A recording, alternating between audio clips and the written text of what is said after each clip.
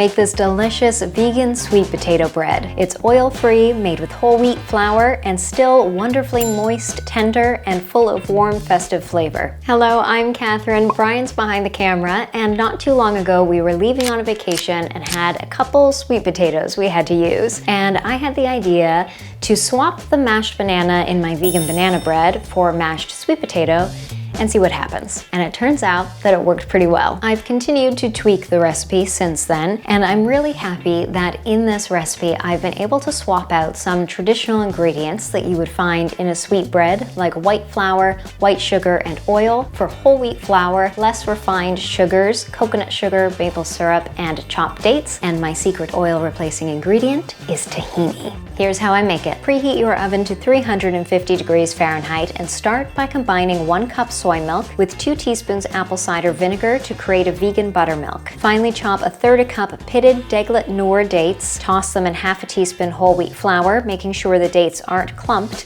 and set both the buttermilk and the dates aside. In a large bowl, mix the dry ingredients. 2 cups whole wheat flour, 1/3 cup coconut sugar, 1½ teaspoon baking powder, 1 teaspoon baking soda, 1/8 teaspoon salt, and add 1½ teaspoon ground cinnamon, 1/2 teaspoon grated nutmeg, and 1/4 teaspoon ground cloves for flavor. In another bowl, mix 1 cup or 210 grams mashed sweet potato with 1/8 cup maple syrup, 1/4 cup tahini, and 1½ teaspoon pure vanilla extract. Make sure your 9x5 loaf pan is greased with vegan butter and start mixing it all together. Add the vegan buttermilk, which should now look nice and curdled, to the wet ingredients and stir to combine. Make a well in the dry ingredients.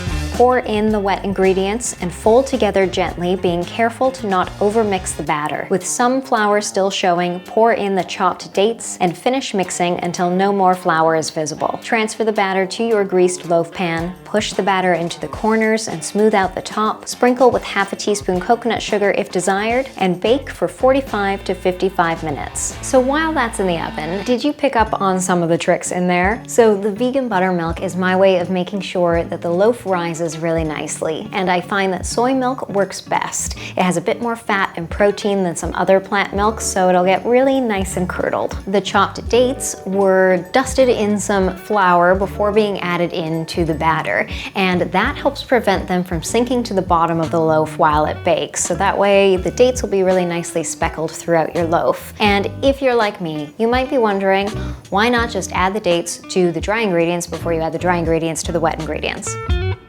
I tried that, but what happens is that it seems like too much flour gets stuck in the little crevices of the dates, and sometimes you can have raw flour around the dates even after the loaf has been baked. So if you toss them in flour and add them to the batter halfway through mixing, then that problem disappears. And finally, you might be wondering why I'm using tahini. I tried this bread with oil, and it was of course good because oil tastes good.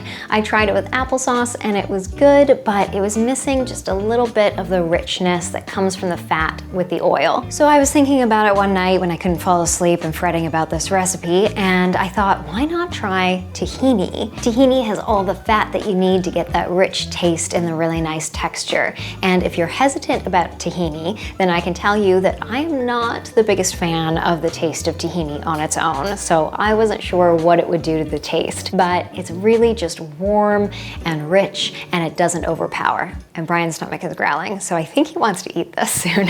Your sweet potato bread is done when a toothpick inserted in the center comes out clean. Allow to cool in the tin for 10 to 15 minutes, and then turn out onto a wire rack to cool completely. Once cooled, you can add the optional glaze by whisking 1/2 cup organic icing sugar with 2 to 3 teaspoons plant milk. Spread the glaze over the top of the loaf and allow to set for 15 to 30 minutes. This is such a great way to change up your typical banana bread and try a loaf that is a little bit different. It's so full of warm, festive flavors from those spices, the sweetness from the sweet potato, and the caramel-like flavor from all of those other sweeteners. If you're wondering how this recipe compares in cost to a more traditional loaf, our recipe costs us $5 to make. $4.99 with the optional glaze, if I'm being as exact as I can. And if I take out all of my vegan swaps and make a more traditional sweet potato bread, like the recipes that I find online using white flour, white sugar, oil, and eggs,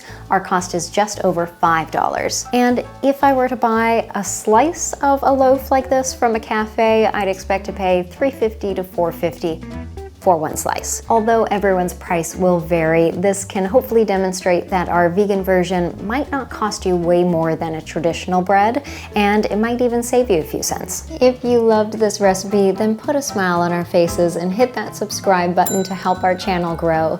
This recipe is linked below for you, and if you follow that link, it'll jump you to our blog where I have instructions for how to turn this loaf into muffins. And this is actually our last video of 2023. So have a very happy new year, and we will see you next year. Cheers.